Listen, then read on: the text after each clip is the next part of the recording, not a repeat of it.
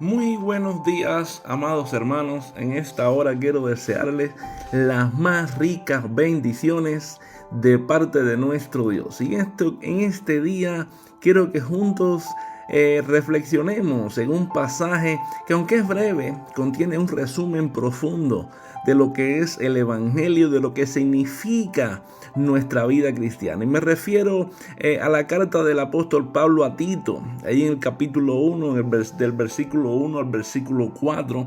Y quiero que tú y yo lo leamos juntos en esta hora. Dice la palabra del Señor así: Pablo, siervo de Dios y apóstol de Jesucristo, conforme a la fe de los escogidos de Dios y el conocimiento de la verdad, que según la piedad, en la esperanza de la vida eterna, la cual Dios, que no miente, prometió desde antes del principio de los siglos, y a su debido tiempo manifestó su palabra por medio de la predicación que me fue encomendada por mandato de Dios nuestro Salvador. A Tito, verdadero hijo en la común fe, gracia, misericordia y paz de Dios Padre y del Señor Jesucristo, nuestro Salvador. ¿Sabe, amado hermano? Aunque estos versículos aparentemente parecen un saludo inicial, en realidad contienen un mensaje profundo, porque ellos nos recuerdan quiénes somos nosotros. Y ese es el tema de esta reflexión, nuestra identidad en Cristo.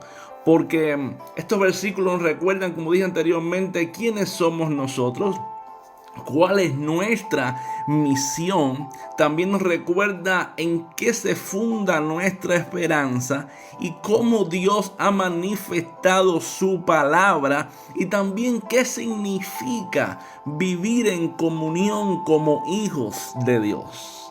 Y lo primero que yo quiero que veamos en esta mañana es nuestra identidad en Cristo.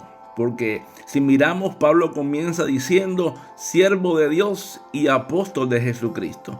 Y aquí esto nos recuerda que nuestra verdadera identidad no está basada, y esto quiero dejarlo claro. ¿Por qué razón? Porque muchas veces pensamos que los títulos son sumamente importantes, pero nuestra identidad no está basada en títulos solamente, ni en logros, ni en reconocimientos de hombres, sino en nuestra entrega total a Cristo. ¿Por qué razón?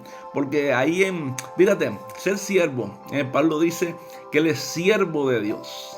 ¿Y ser siervo qué significa? Ser siervo significa pertenecer completamente a su Señor, estar sometido totalmente a su Señor, que todo lo que hace, que todo lo que dice, que su voluntad está sometida a la voluntad de su Señor. Quiere decir reconocer que toda nuestra vida le pertenece a su Señor. En otras palabras, estamos para honrarle. Un ejemplo, como dice 1 Corintios capítulo 6, versículo 19 y 20, que dice: ¿o ignoráis que vuestro cuerpo es templo del Espíritu Santo, el cual está en vosotros, el cual tenéis de Dios, y que no sois vuestro? ¿Te das cuenta? Dice que somos ¿qué? Somos el templo del Espíritu Santo, el cual mora en nosotros. Si somos el templo, Él vive en nosotros, Él mora en nosotros,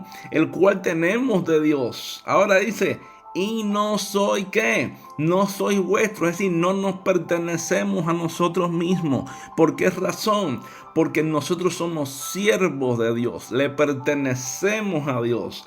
¿Por qué razón? Porque dice: porque habéis sido comprados por precio. Es decir, tú y yo hemos sido comprados por precio de sangre. Y cuando en aquel tiempo alguien compraba a un esclavo, en ese momento esa persona le pertenecía para siempre a ese comprador. Era esclavo de él, era siervo de él, y lo único que podía hacer era lo que su Señor le mandaba hacer. Y eso es lo que Pablo está diciendo ahí, que él es siervo de Dios. Y así mismo nosotros, hermanos, nosotros tenemos que entender que nuestra identidad con Cristo es que somos siervos de Dios. Eso significa que pertenecemos completamente a Dios, que nuestra vida está sometida a Él, que nada de lo que hacemos puede estar fuera de su voluntad. ¿Entiendes? Y eso es fundamental que lo tengamos en cuenta.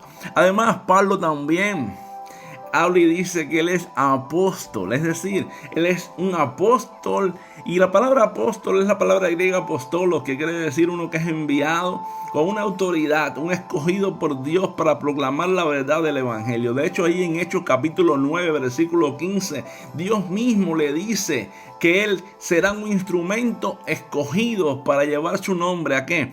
Ante los gentiles. Ahora, hay algo que tenemos que tener en cuenta y quiero dejarlo claro. Tenemos que entender que hoy en día no hay apóstoles. No hay apóstoles. ¿Por qué razón? Porque muchas veces en el tiempo en el cual vivimos, en el cual se está predicando un evangelio bien distorsionado, donde muchos dicen ser apóstoles, tenemos que dejar claro que hoy en día no hay apóstoles. ¿Por qué razón? Porque Efesios capítulo 2, versículo 20 dice que ya el fundamento está puesto y que ha sido puesto ¿por quién? Por los apóstoles y profetas. Por esa razón, hoy en día ya no hay apóstoles, porque los apóstoles pusieron un fundamento como ministerios fundacionales de la iglesia. Entonces ya hoy en día el ministerio apostólico no está vigente, igual que el ministerio profético. Pero aquí Pablo está diciendo que él como apóstol, ¿entiende? Él sí es un apóstol, él es un apóstol enviado. Hoy en día lo que hay son misioneros. Ahora, cuando vemos aquí referente a lo que estamos viendo, la combinación de ser un siervo y un apóstol, en sentido de Pablo, nos enseña que la verdadera grandeza en el cristianismo se encuentra no en la jerarquía, no en la posición, no en creerme que yo estoy por encima de los demás, como hoy se enseña tristemente en muchos lugares, de que todo es un ambiente jerárquico, sino en que tú y yo tenemos que servir con fidelidad y obediencia. Por ejemplo, tal como Jesús mismo nos enseñó en Marcos capítulo 10, versículo 45, donde nos recuerda que Él no vino para ser servido, sino para servir y dar su vida en rescate por muchos. Por de la misma manera, así también nosotros debemos entender que nuestra autoridad, es decir, nuestro liderazgo, nuestra influencia, aquello que Dios ha puesto en nosotros para servirle dentro de la iglesia, no se basa en el poder, no se basa en la posición, no se basa tal vez en el liderazgo solamente que Dios nos ha puesto, sino en la disposición de servir a Dios y a su pueblo con humildad y amor genuino. Esto es muy importante que lo tengamos en cuenta, porque el mismo Señor vino a servir, como dije anteriormente, y no a ser servido. Él mismo dijo que el que quiera ser grande en el reino tiene que ser ¿qué? El que sirve. El que sirve. Entonces, también Pablo habla y nos recuerda que su ministerio está fundamentado. Cuando habla de Pablo establece en el segundo punto de que su ministerio está establecido sobre la fe de los escogidos de Dios y el conocimiento de la verdad que es según la piedad. Fíjate, este es el segundo punto, porque Pablo habla de la misión. Y cuando habla de la misión menciona la fe y el conocimiento de la verdad, pero no una fe cualquiera, la fe de los escogidos de Dios. Fíjate, vamos a ver esto. ¿Y qué nos enseña cuando Pablo habla de la fe de los escogidos de Dios? Nos está hablando primeramente que en la fe de los escogidos es una fe, porque muchas veces pensamos que es la fe nuestra. Pensamos que el hombre tiene una fe, que el hombre se mueve por la fe propia. No es por la fe nuestra. Tú y yo no podemos hacer nada en el aspecto de la salvación. Tú y yo no podemos hacer nada en el aspecto soteriológico, es decir, que es el aspecto de la salvación. ¿Por qué? Porque la fe es un regalo de Dios, que tú y yo no podemos venir a Cristo si primeramente Él no abre nuestro corazón. Efesios capítulo 2 versículo 8 nos recuerda que la salvación es por gracia mediante la fe, y que esto es un don de Dios, no por obras, para que nadie se gloríe. ¿Por qué razón?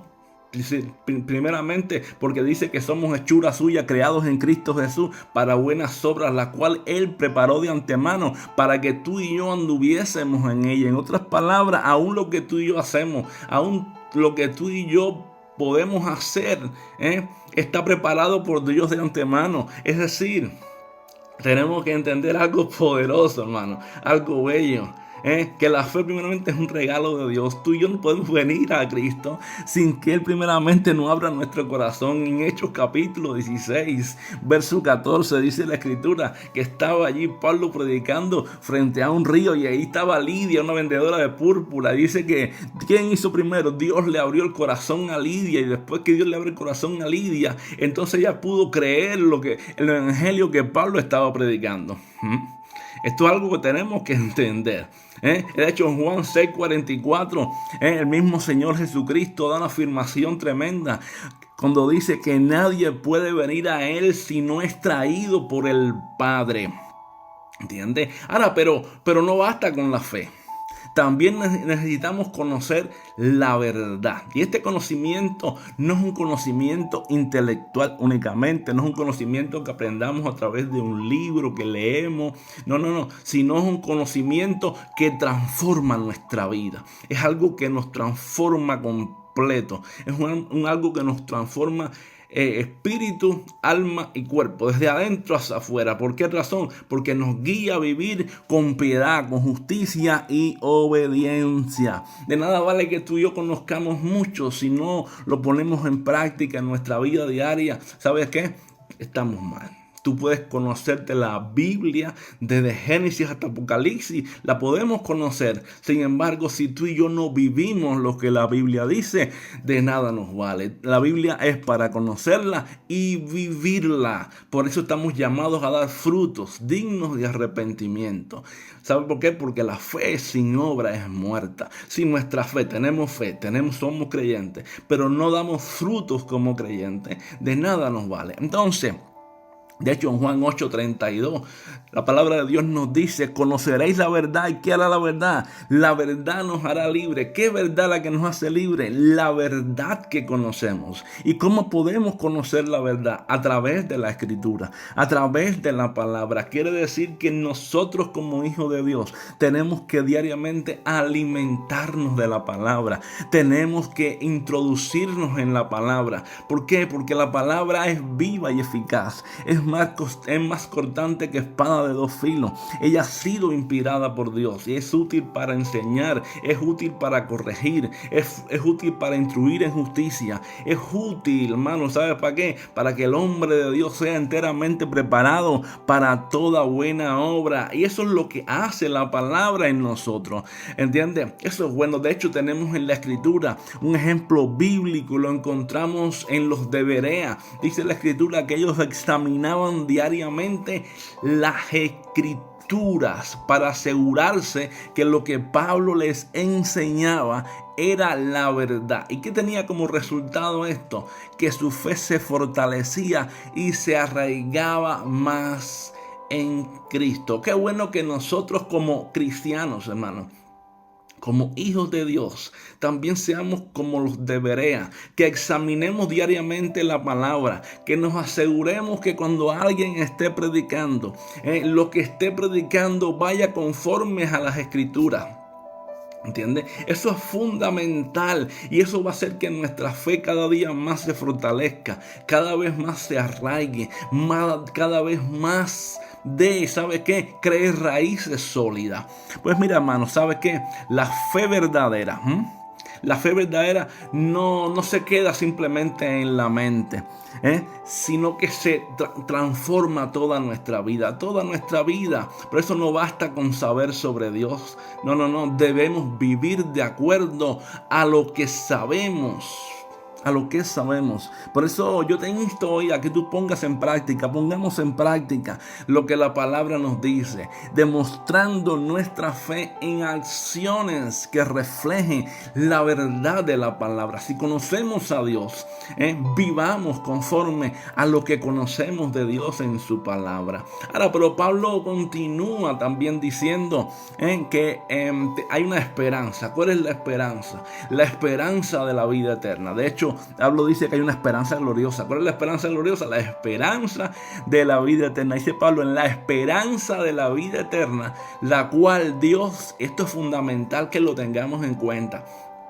Dice, la cual Dios, que no miente, prometió desde antes del principio de los siglos. Fíjate que Pablo está hablando de que nuestra esperanza no es simplemente un deseo optimista, ni algo que alguien se inventó. No, sino que es una certeza firme, basada en la fidelidad de Dios.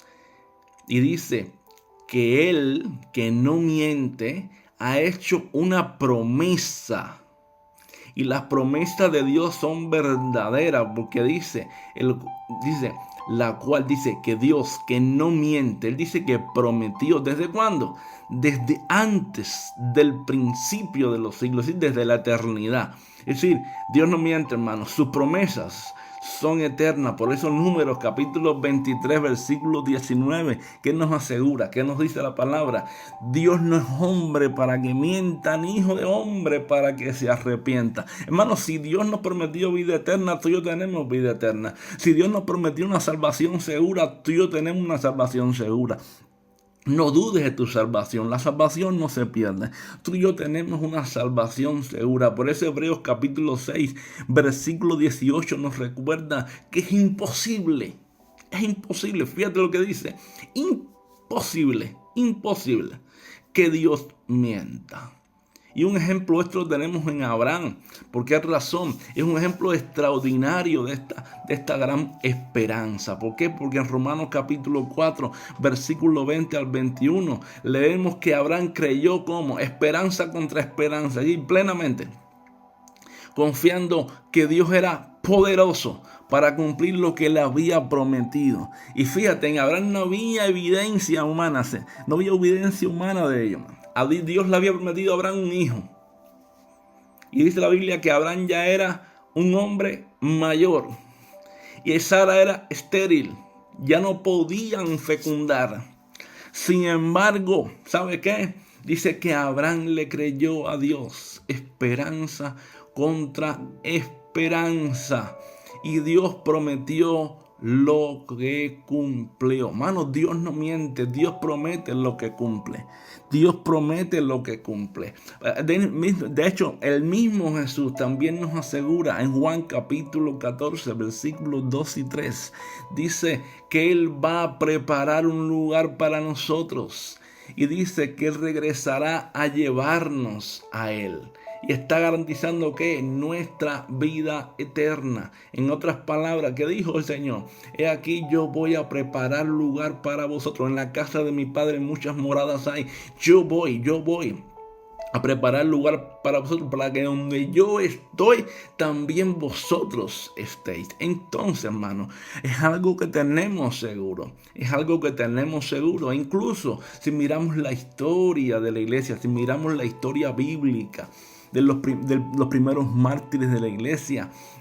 Vemos ahí en la iglesia primitiva sostuvieron esta esperanza frente a todo tipo de persecución, frente a todo tipo de adversidades. Tenemos el ejemplo de Esteban, que mientras era apedreado, dice la Biblia, que levantó los ojos al cielo y vio al Hijo de Dios, a la diestra de Dios. Dice la Biblia que vio al Hijo del Hombre, a la diestra de Dios. ¿Y qué hizo? Confió plenamente en la promesa de la vida eterna. Es tremendo, hermano. Él confió plenamente. Donde estaba siendo apedreado, dice que levantó sus ojos al cielo y vio al Hijo de Dios, al Hijo del Hombre, sentado a la diestra de Dios. Y perdonó a los que estaban alrededor de él. A todos los perdonó. Hermano, ¿sabes qué? Nuestra esperanza es viva. Nuestra esperanza es segura y no depende de las circunstancias del mundo. Hoy en día en el mundo tenemos noticias adversas por todos lados. Tenemos noticias de guerra, noticias de grandes epidemias, tenemos noticias de adversidades, tenemos noticias diariamente. Se levantan diversas noticias para desvirtuar nuestros pensamientos. Pero tú y yo podemos descansar confiados porque Dios ha prometido una herencia eterna a todos los que creemos en Cristo. Tú y yo tenemos vida eterna. Tú y yo tenemos una seguridad. Tú y yo tenemos una certeza de que Dios que no miente lo ha prometido. Por eso si en este día tú crees en Cristo, tú te arrepientes de tus pecados, tú reconoces a Jesús como Salvador y tú vienes a Él, tú recibes vida eterna. Pero recuerda, tú no vas a venir porque tú quieres, tú vas a venir porque Dios te trae a Él. Aleluya. Vamos allá. Ahora, también vamos a ver una cosa fundamental porque Pablo nos dice, y a su debido tiempo manifestó su palabra por medio de la predicación, dice Pablo, que le fue encomendada. ¿Por mandato de qué? Por mandato de Dios nuestro Salvador. Es decir, la palabra se manifestó cuando, en un tiempo perfecto, y no cualquier tiempo, en el tiempo perfecto de Dios. Y eso es bueno que lo entendamos, porque Dios tiene un tiempo perfecto para todo. Nada ocurre fuera de su soberanía. Tanto que Pablo está diciendo que al debido tiempo, ¿qué hizo Dios? Manifestó su palabra mediante la predicación que le fue encomendada. Tremendo, hermano. Dios tiene un tiempo, nada ocurre fuera de la soberanía de Dios. De hecho, en Gálatas capítulo 4, versículo 4, dice la Escritura que cuando vino el cumplimiento del tiempo, Dios envió a su Hijo, nacido de mujer, nacido bajo la ley, para redimir a los que estaban bajo la ley. ¿Te das cuenta? ¿Te das cuenta? Entonces, eso es algo fundamental. Entender que Cristo fue manifestado en el tiempo preciso para cumplir la salvación que había sido prometida desde antes de los siglos. Dios no se adelantó, Dios no se atrasó. Es más, Dios nunca se atrasa, Dios nunca se adelanta. En el tiempo preciso siempre Dios obra. Dios, muchas veces nosotros pensamos que Dios se demora. Muchas veces pensamos, ¿cuándo será esto? ¿Cuándo ocurrirá esto? Nos atribulamos, nos preocupamos. Yo sabes que hoy yo vengo a decirte, y quiero comentarte esto hoy por medio de la palabra. Dios nunca llega tarde. Dios llega en el tiempo preciso. La palabra llegó en el tiempo preciso. Cristo es la palabra revelada. Cristo es el misterio oculto que había estado oculto desde siglos y edades, pero que ahora ha sido revelado a sus santos. ¿A quién? A la iglesia. Y en la esperanza, Cristo, a la esperanza de gloria, que es Cristo en nosotros, dice Pablo en Colosenses capítulo 1, versículos 26 y 27. Porque dice la Escritura, a quien Dios quiso dar a conocer. ¿Te das cuenta? Y esto es algo que es bueno que tú y yo lo entendamos, porque la palabra, hermanos, ahora, ¿cómo se comunica esa palabra? ¿Cómo se comunica hoy esa verdad? ¿Cómo se comunica hoy a Cristo? ¿Cómo se comunica hoy el Evangelio? Porque se comunica, dice Pablo, por medio de la predicación. Porque solamente la predicación que es el medio de gracia que Dios usa. ¿Para qué? Para llamar eficazmente a los elegidos. De hecho, Romanos capítulo 10, versículo 17, dice que la fe es por el oír, y el oír por la palabra de Dios. Hermanos, Dios todavía manifiesta su palabra hoy. Dios todavía hoy está llamando a aquellos que no han oído la palabra. Dios todavía te está llamando hoy. Te está llamando hoy. Te está trayendo a Él. Este mensaje es para ti. Para ti que estás escuchando ahora esta palabra. ¿Entiendes? ¿Por qué razón? Porque cuando tú y yo escuchamos un sermón fiel, cuando tú y yo escuchamos un estudio bíblico profundo, cuando tú y yo escuchamos un mensaje del Evangelio, es un llamado que Dios te está haciendo, es un llamado que Dios te está haciendo para que tú respondas. Por eso ahí seguramente ahora tú estás sintiendo seguramente un toque del Espíritu, el testimonio interno del Espíritu, porque hay dos medios que Dios usa para llamar llamar eficazmente, que es el mensaje de la palabra y el Espíritu Santo, que es quien te convence de pecado, te convence de justicia y te convence de juicio.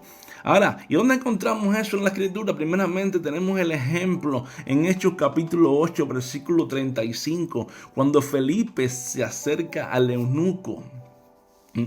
Aquel eunuco que iba en el carruaje en el desierto, y le explica el pasaje de Isaías. Este hombre iba leyendo Isaías 53 y cuando lee Felipe estaba en el desierto, Dios lo había enviado al desierto, el Espíritu lo mandó al desierto. Y entonces cuando encuentra aquel carruaje, él iba leyendo el libro de Isaías 53 y Felipe le dice, ¿entiendes lo que lees?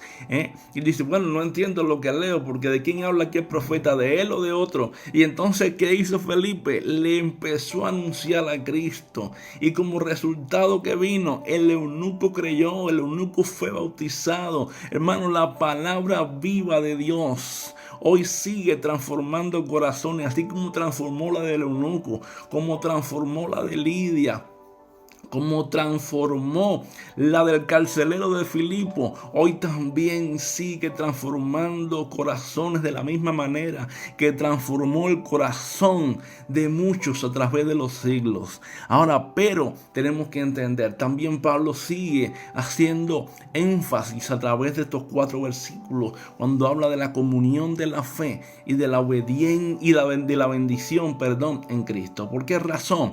Porque Pablo está diciendo y finalmente cierra en este 4 versículo cuando se dirige a Tito y le dice a Tito, verdadero hijo, ¿en qué? En la común fe. Y le desea 3 bendiciones. ¿Cuáles? Gracia, misericordia y paz. ¿Te das cuenta? Fíjate cómo él le explica. Él le dice a Tito, ¿a quién le está escribiendo ahí Pablo? A Tito. Y le dice algo fundamental. Verdadero hijo en la común fe. Y le desea 3 bendiciones fundamentales. Gracia, misericordia y paz. Y esto que nos recuerda a nosotros. Nos recuerda, hermano, que la fe es quien nos une como familia de Dios. Es decir, que no estamos solos. Somos miembros de la misma familia espiritual. Como dice Efesios capítulo 2, versículo 19, que dice que ya no somos extranjeros ni advenedizos, sino que somos ¿qué? Conciudadanos de los santos. Somos miembros de la familia de Dios. Quiere decir que la fe, hermano, es la que nos une. Y la fe, ¿sabe qué? La fe nos une más que la sangre de Abel. Es más, tal como Ruth lo expresó cuando dijo a Noemí, tu pueblo será mi pueblo y tu Dios será mi Dios.